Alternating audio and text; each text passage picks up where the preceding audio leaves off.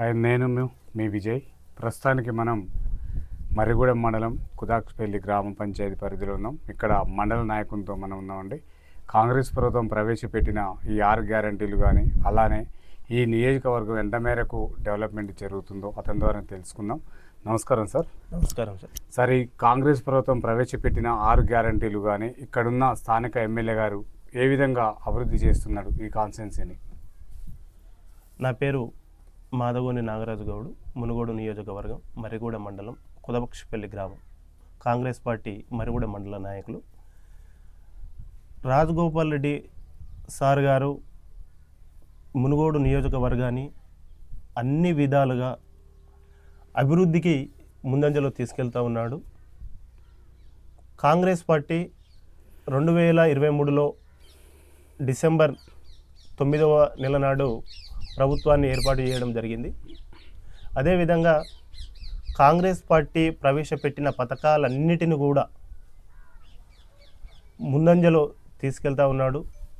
రాజగోపాల్ రెడ్డి, మునుగోడు శాసనసభ్యులు రాజగోపాల్ రెడ్డి సార్ గారు మొట్టమొదటగా కాంగ్రెస్ పార్టీ గెలిచిన తర్వాత మద్యపానాన్ని ఈ మునుగోడు నియోజకవర్గంలో ఉక్కుపాదం మోపి మద్యపాన నిషేధాన్ని చేయాలని చెప్పేసి ఆయన కంకణం కట్టుకోవడం జరిగింది. అదేవిధంగా అతను అనుకున్న విధంగానే అన్ని మండలాల్లో అన్ని గ్రామాలలో మద్యపాన నిషేధం చేయడం జరిగింది. అదేవిధంగా కాంగ్రెస్ పార్టీ ఇచ్చిన హామీలన్నిటిని కూడా ఒక్కొక్కటి తూచా తప్పకుండా నెరవేర్చుతూ ముందుకు కొనసాగుతుంది. ఇంకా ముందు ఎన్నో పథకాలు కొత్తగా ప్రవేశపెట్టి ప్రజలకు న్యాయం చేయాలన్న సంకల్పంతో కాంగ్రెస్ ప్రభుత్వం ముందుకు కొనసాగుతూ ఉన్నది. ఓకే సార్, ఇక్కడ శివన్నగూడెం ప్రాజెక్టు కింద ఎంతోమంది భూమి నష్టపోయిన వాళ్ళు ఉన్నారు సార్. ఆ బాధితులకు ఈ ప్రభుత్వం ఎంత మేరకు న్యాయం చేసింది సార్? చెర్లగూడెం ప్రాజెక్టు శంకుస్థాపన చేసింది 2013లో అనుకుంటా, బహుశా 2013-2015 మధ్యలో దాన్ని ప్రారంభించడం జరిగింది. అప్పుడు రైతులకు కేసీఆర్ గారు మొండి చేయి చూపించాడు, వాళ్ళకు అన్యాయం కూడా చేసిండు. ఏ విధంగా అంటే ఆ రోజు శంకుస్థాపన చేయడానికి వచ్చినాడు ఎకరాకు 4 ఇంతలు కట్టిస్తా అని చెప్పేసిండు డబ్బులు వాళ్ళకు. మీకేం అన్యాయం చేయను, మిమ్మల్ని నేను కడుపులో పెట్టుకొని చూసుకుంటా, కన్న బిడ్డల్లా చూసుకుంటా, ఇంటికి ఒక ఉద్యోగం ఇస్తా అని చెప్పేసి కళ్ళబొల్లి మాటలు మాట్లాడి ఊపదంపుడు ఉపన్యాసం ఇచ్చి ప్రజలకు ఒక విషయం చెప్పి వెళ్ళిపోయాడు. వాళ్ళు కేసీఆర్ గారు చెప్పినట్టుగానే ప్రజలు ఎంతో సంతోషపడ్డారు. అయ్యో, 1 ఇంతల 4 ఇంతలు ఇస్తానని చెప్తున్నాడు అంటే మనకు ఎకరానికి కూడా మంచి పైసలే వస్తాయి అని అనుకున్నారు. కానీ ఆ రోజు ఏమైంది, 4,15,000 రూపాయలే వాళ్ళకు కట్టేయడం జరిగింది. 4,15,000 రూపాయలకు ఈ రైతులకు కట్టేయడం వల్ల వాళ్ళు ఎక్కడ కూడా ఈ ఏరియాలో భూమి కొనుక్కునే పరిస్థితుల్లో లేరు. ఎందుకు లేరు అని అంటే ఇక్కడ ఆల్రెడీ కేసీఆర్ గారు వచ్చిపోయినప్పుడే ఇక్కడ భూముల రేట్లు విపరీతంగా పెరిగిపోయిన తర్వాత ఈ ప్రభుత్వం ఇచ్చే డబ్బులు ఈ రైతులకి ఏ కోణాన కూడా సరిపోలేదు డబ్బులు. కాబట్టి ఆ రైతులకు న్యాయం చేయాలని కూడా ఎన్నోసార్లు కూడా రాజగోపాల్ రెడ్డి సార్ గారు కూడా ఎంతో పోరాటం కూడా చేసిండు. ప్రభుత్వం మీద కూడా ఫైట్ కూడా చేయడం జరిగింది. కానీ అప్పుడున్న ఆ టీఆర్ఎస్ ప్రభుత్వంలో ప్రజలకు ఏ మేర కూడా అన్యాయం చేయకుండా, అన్యాయం చేసి ఎలాంటి న్యాయం కూడా చేయలేదు. తద్వారా భూముల వాళ్ళకు ఇంటికో ఉద్యోగం ఇస్తున్నా ఉద్యోగము ఇవ్వలేదు, వాళ్ళని కడుపులో పెట్టుకొని చూసుకుంటా అన్నాడు. అది ఏమీ జరగలేదు. టీఆర్ఎస్ ప్రభుత్వం మొత్తంగా రైతులకు మండి చూపించి వాళ్ళకు అన్యాయం చేయడం జరిగింది. సార్, మొన్న జరిగిన ఉప ఎన్నికలలో రాజగోపాల్ రెడ్డి గారు ఓడిపోవడానికి గల ప్రధాన కారణాలు ఏంటి? 2022లో జరిగిన ఉప ఎన్నికల్లో రాజగోపాల్ రెడ్డి గారు నైతికంగా గెలిచినట్లే.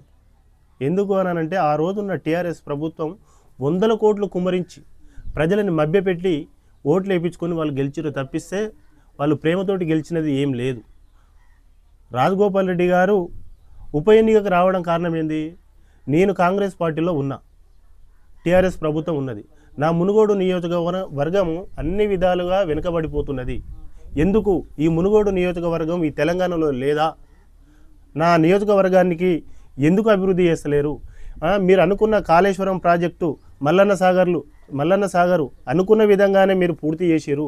మరి ఇదే మునుగోడు నియోజకవర్గంలో ఉన్న చెర్లగూడెం ప్రాజెక్టుని ఎందుకు పూర్తి చేస్తలేరు, మా మీదే ఇంత వివక్ష ఎందుకు చూపిస్తున్నారు, మాకు ఎందుకు అన్యాయం చేస్తున్నారు అని చెప్పేసి ఎన్నిక రాజీనామాతోటైనా నా నియోజకవర్గానికి అభివృద్ధి జరుగుతుందని, నిధులు వస్తాయని చెప్పేసి రాజీనామా చేయడం జరిగింది. ఆ జరిగిన తర్వాత ఆ ఎన్నికలకు వెళ్ళిన తర్వాత ఆ రోజు 100 మంది ఎమ్మెల్యేలు నియోజకవర్గానికి రావడము, 100 కోట్లు ప్రజాధనాన్ని దుర్వినియోగం చేసి ప్రజలకు పంచడం వల్లనే గెలిచిరు తప్పిస్తే నైతికంగా రాజగోపాల్ రెడ్డి సార్ గారి మీద వాళ్ళు గెలవలేదని చెప్తా ఉన్నా. సార్, ఇప్పుడు ప్రత్యేక రాష్ట్రం ఏర్పాటులో రాజగోపాల్ రెడ్డి గారి పాత్ర ఏంటి? రాజగోపాల్ రెడ్డి సార్ గారు 2009లో ఎంపీగా గెలిచిండు. ఆ గెలిచిన తర్వాత రాజశేఖర రెడ్డి గారు చనిపోవడం జరిగింది. ఆ తర్వాత తెలంగాణ ఉద్యమం ఉవ్వెత్తున లేవడం జరిగింది. ఆ రోజు పార్లమెంటులో కూడా పొన్నం ప్రభాకర్ కానీ రాజగోపాల్ రెడ్డి కానీ వీళ్ళు ఎంతో పోరాడి తెలంగాణ తెచ్చిన దాంట్లో వీళ్ళు కీలక పాత్ర పోషించారని చెప్తా ఉన్నారు. ఓకే సార్, ఇదే కాన్స్టెన్సీలో చౌటుప్పల్ మండల పరిధిలో చాలా కెమికల్ ఫ్యాక్టరీలు ఉన్నాయి సార్. దాంట్లో ఎంతోమంది రైతులు విషపూరిత వాయువులు వస్తున్నాయని చెప్పేసి బాధపడుతున్నారు. వాళ్ళపైన రాజగోపాల్ రెడ్డి గారు ఎలాంటి చర్యలు చేపట్టబోతున్నాడు? టీఆర్ఎస్ ప్రభుత్వంలో కూసుకుంట్ల ప్రభాకర్ రెడ్డి గారు ఎమ్మెల్యేగా గెలిచిన తర్వాత అక్కడ ఆ ఫ్యాక్టరీస్ తీసుకురావడం జరిగింది. ఆ ఫ్యాక్టరీ వచ్చిన తర్వాత ప్రజలకు అనేక రకాలుగా ఇబ్బందులు గురవుతూ ఉన్నాయి. వాళ్ళు బోర్లు వేస్తే కూడా కింది నుంచి ఆ నల్ల రంగులో పైకి వాటర్ రావడం జరిగింది. విష పదార్థాలు రావడం జరిగింది. విష పదార్థంగా చాలా ఇబ్బంది పడ్డారు వాళ్ళు విష పదార్థాలు వచ్చి. దానిపైన కూడా రాజగోపాల్ రెడ్డి సార్ గారు ఎంతో ఉద్యమం చేసిండు. ఆ ఫ్యాక్టరీని తీపిచ్చే ప్రయత్నం చేస్తానని కూడా ఆయన మాట ఇవ్వడం జరిగింది. రాజగోపాల్ రెడ్డి గారు మాట ఇస్తే మాట తప్పడు కాబట్టి 100% ప్రజలు మాకు న్యాయమే జరుగుతుందని ఈ కంపెనీని ఇక్కడి నుంచి పంపించాలన్న ఉద్దేశంతో వాళ్ళు ఉన్నారు. సార్, అదే చౌటుప్పల్లో కొయ్యలగూడెం మా ఏరియాలో మంచి మంచి దేవాలయాలు ఉన్నాయి సార్. అక్కడ రోడ్డు మార్గాలు లేక భక్తులకు చాలా ప్రాబ్లాలు జరుగుతున్నాయి. గత ప్రభుత్వం కూడా ఎన్నోసార్లు ఈ ప్రభుత్వం దృష్టికి తీసుకెళ్ళి పట్టించుకోలేదు. ఈ రాజగోపాల్ రెడ్డి గారు ఎమ్మెల్యేగా కొనసాగిస్తున్నారు సార్. ఆ రోడ్డు నిర్మాణాలు ఎప్పుడు పూర్తి చేస్తారు? త్వరలో పూర్తి చేస్తాం సార్. రాజగోపాల్ రెడ్డి సార్ గారు ప్రభుత్వం నుంచి వచ్చే నిధులే కాకుండా తన సొంత నిధులతోటి కూడా రోడ్లు ఎన్నో ఏరియాలలో వేయించిండు. అక్కడ కూడా రోడ్లు పూర్తి చేసి సౌకర్యం కల్పిస్తాడన్న నమ్మకం మాకున్నది. సార్, ఇప్పుడు రాష్ట్రంలో ఎక్కడ చూసినా మంత్రివర్గంలో ఈ రాజగోపాల్ రెడ్డి గారికి స్థానం కల్పిస్తారని చెప్పేసి అనుకుంటున్నారు సార్. నిజంగా మంత్రి పదవికి ఎమ్మెల్యే గారు అర్హుడా? తప్పకుండా 100% శతవిధాల అర్హుడే. ఎందుకు అనంటే తెలంగాణ ఉద్యమంలో తెలంగాణ రావడంలో ఎంతో కీలక పాత్ర పోషించిన రాజగోపాల్ రెడ్డి గారు మంత్రి పదవికి మంచి అర్హుడే. తప్పకుండా అతనికి మంత్రి పదవి ఇవ్వవలసిందే.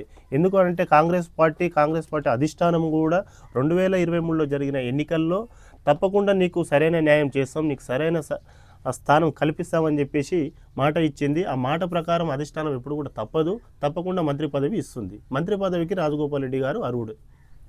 సార్, ఒకసారి ఎంపీగా, ఓసారి ఎమ్మెల్సీ, 2 సార్ల ఎమ్మెల్యేగా కొనసాగించింది సార్. ఈ జిల్లాను కానీ ఈ కాన్స్టిట్యున్సీని కానీ ఎలాంటి డెవలప్మెంట్ చేసింది సార్?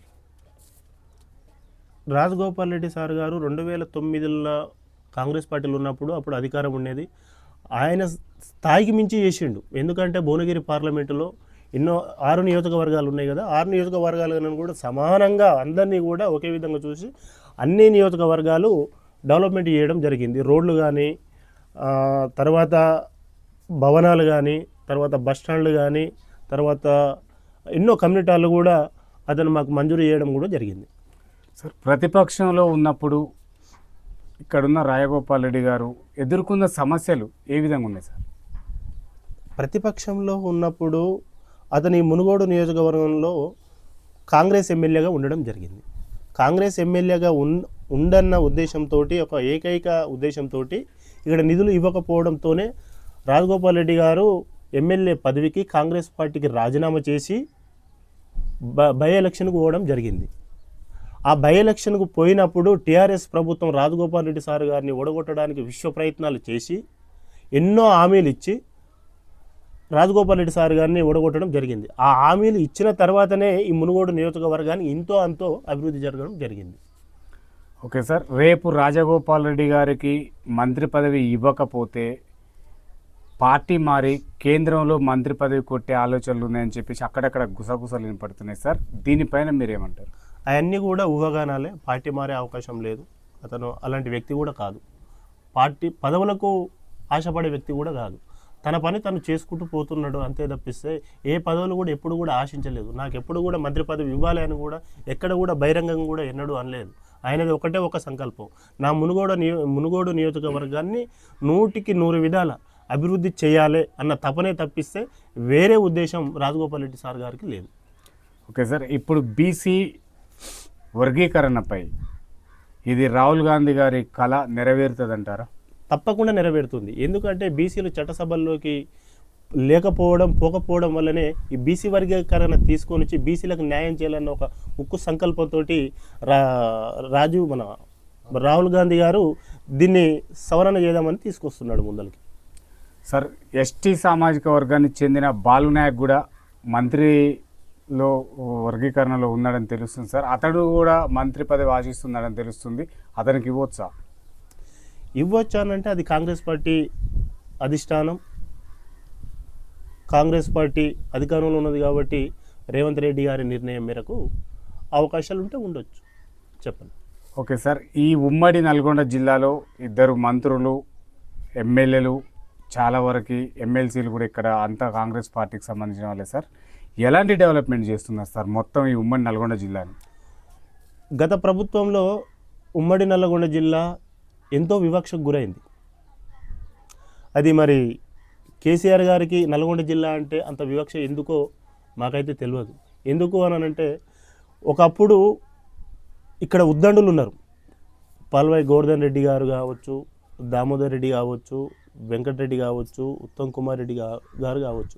ఆ కాంగ్రెస్ పార్టీ అధికారంలో ఉన్నప్పుడే ఇక్కడ డెవలప్మెంట్ జరిగింది తప్పిస్తే మిగతా టీఆర్ఎస్ ప్రభుత్వం వచ్చిన తర్వాత ఎలాంటిది కాలేదు.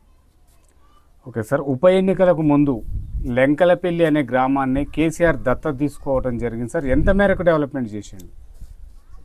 2022లో జరిగినటువంటి బై ఎలక్షన్లో కేసీఆర్ గారే స్వయంగా లెంకలపల్లిని దత్తత తీసుకొని నేను ఈ గ్రామాన్ని ఎంతో మెరుగ్గా తీర్చిదిద్దుతా, అన్ని రంగాలుగా ఈ అభివృద్ధి చేస్తా అని చెప్పేసి ఎలక్షన్ల స్వప్రయోజనాల కోసమే తప్పిస్తే అతను మంచి ఉద్దేశంతో ఎప్పుడు కూడా నేను దత్తత తీసుకుంటా అని చెప్పేసి అనలేదు సార్. ఇక్కడ బ్రాహ్మణ వెల్లంల ప్రాజెక్టు కానీ, నక్కలగండి ప్రాజెక్టు కానీ, దున్నపోతుల ప్రాజెక్టు కానీ, డిండి ఎత్తిపోతల పథకం, ఈ ప్రాజెక్టులు మొత్తం కూడా ఎప్పుడు పూర్తయితాయి సార్? కాంగ్రెస్ పార్టీ అధికారంలోకి వచ్చిన తర్వాత కూడా ఒక మంచి ఉద్దేశంతో పనిచేస్తుంది. తొందరలోనే ఇవన్నీ కూడా పూర్తి చేస్తామన్న నమ్మకం నాకైతే ఉన్నది. ఓకే సార్, ఇదే చౌటుపల్లో పార్టీ కోసం పనిచేసిన వాళ్ళని పక్కన పెట్టి పార్టీలు మారి వచ్చిన వాళ్ళకు ప్రాధాన్యత ఇస్తున్నాడు ఇక్కడున్న ఎమ్మెల్యే అని చెప్పేసి అంటున్నారు సార్. ఇది ఎంతవరకు వాస్తవం? అది అవాస్తవం అండి. ఎందుకనంటే ఇవన్నీ కూడా పార్టీ వాళ్ళు ఎవరేమంటలేరు. మిగతా మన ప్రతిపక్ష పార్టీ వాళ్ళే ఇవన్నీ కూడా కొత్తగా సృష్టిస్తూ ఉన్నారు. సార్ గారిని, రాజగోపాల్ రెడ్డి సార్ని కొంచెం ఇరుకున పెట్టడానికే వీళ్ళు ప్రయత్నం చేస్తూ ఉన్నారు.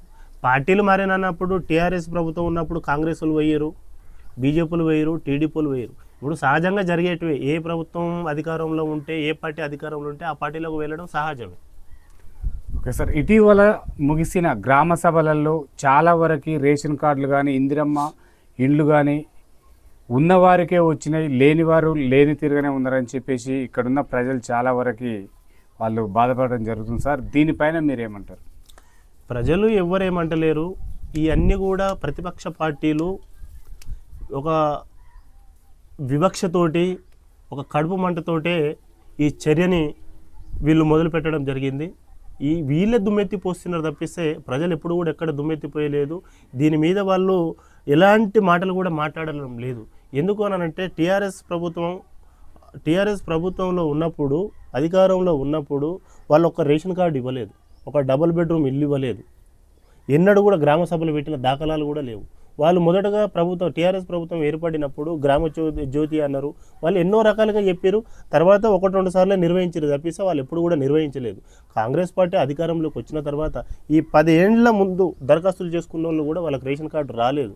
అయితే కాంగ్రెస్ పార్టీ అధికారంలోకి వచ్చిన తర్వాత రేషన్ కార్డులు ఇస్తుంది, తర్వాత ఇందిరమ్మ ఇండ్లు ఇస్తుంది, ఆ, ఆ, ఆత్మీయ భరోసా ఇస్తుంది. తర్వాత ఎన్నో రకాలుగా ఇప్పుడు 500 రూపాయలు గ్యాస్ సిలిండర్ కూడా ఇస్తున్నారు. ఒక్కొక్కటి అన్ని నెరవేర్చుకుంటూ వస్తున్నారు. కాకపోతే కొంచెం సమయం పడుతుంది, చెప్పిన మాట తప్పదు. కాంగ్రెస్ పార్టీ కొంచెం ఆలస్యమైన కూడా న్యాయమే జరుగుతుంది ప్రజలకు. Okay sir, Komatireddy brothers Addanki దయాకర్పై చెరుకు సుధాకర్పై వివక్ష చూపిస్తున్నారని చెప్పేసి అంటున్నారు సార్, ఎంతవరకు వాస్తవం? అది వాస్తవం కాదు. ఇప్పుడు అద్దంకి దయాకరు ఇప్పుడు సామెలు కూడా అదే వర్గానికి, సామాజిక వర్గానికి సంబంధించిన వ్యక్తే కదా. అందులో వివక్ష ఏముంది? సామెల్ గారు కూడా ఒక ఎమ్మెల్యే, ఆయన కూడా ఒక ఇసికి సంబంధించిన వ్యక్తి. మరి ఆయన నిలబెట్టి గెలిపించుకున్నారు కదా. కాకపోతే వాళ్ళని లేనిపోని వారిపైన నిందలు మోపుతున్నారు తప్పిస్తే అది వాస్తవం కాదు. ఓకే సార్, తెలంగాణ రాష్ట్రం కోసం బలిదానం చేసుకున్న శ్రీకాంతాచారి వాళ్ళ కుటుంబానికి గత ప్రభుత్వం కూడా న్యాయం చేయలేదు సార్. మీ ప్రభుత్వం గుర్తిస్తుందా? తప్పకుండా గుర్తిస్తుంది. ఆ విశ్వాసం మాకున్నది. టీఆర్ఎస్ పార్టీ 10 ఏళ్ల కాలంలో శ్రీకాంతాచారి తల్లిని కానీ ఆ కుటుంబాన్ని కానీ అమరవీరులను కానీ ఎప్పుడు కూడా ఆదుకున్న పాపన పోలేదు. కాంగ్రెస్ పార్టీ తప్పకుండా వాళ్ళని ఆదుకుంటుంది, తగిన న్యాయం చేస్తుంది. ఆ విశ్వాసం నాకున్నది. ఓకే సార్, కళాకారులు కూడా కాంగ్రెస్ ప్రభుత్వం వల్ల గుర్తించేది, గత ప్రభుత్వంలో మాకు ఉద్యోగాలు వచ్చినాయని చెప్పేసి వాళ్ళు కొంచెం బాధ వ్యక్తం చేస్తున్నారు సార్. కళాకారులను మీ ప్రభుత్వం ఎలా గుర్తిస్తుంది? తప్పకుండా గుర్తిస్తుంది. ఇప్పుడు గద్దర్ గారిని గుర్తించింది. ఒకానొక సమయంలో కేసీఆర్ గారు గద్దర్ గారికి అపాయింట్మెంట్ ఇవ్వలేదు. అలాంటి కాంగ్రెస్ పార్టీ అధికారం, కాంగ్రెస్ పార్టీ మొదటగా గద్దర్ గారు చనిపోయిన తర్వాత వాళ్ళ బిడ్డకు ఒక ఎమ్మెల్యే సీట్ ఇచ్చి పోటీ చేయించిన కాంగ్రెస్ పార్టీ. కళాకారులని 100కి 100 విధాలా ఆదుకుంటుంది కాంగ్రెస్ ప్రభుత్వం. ఓకే సార్, ఇప్పుడు స్థానిక సంస్థ ఎన్నికలు రాబోతున్నాయి సార్. మీరు ఈ ఓటర్లకి చైతన్యం ఎలా తీసుకురాబోతున్నారు? ఓటు అంటే చాలా పవిత్రమైనది సార్.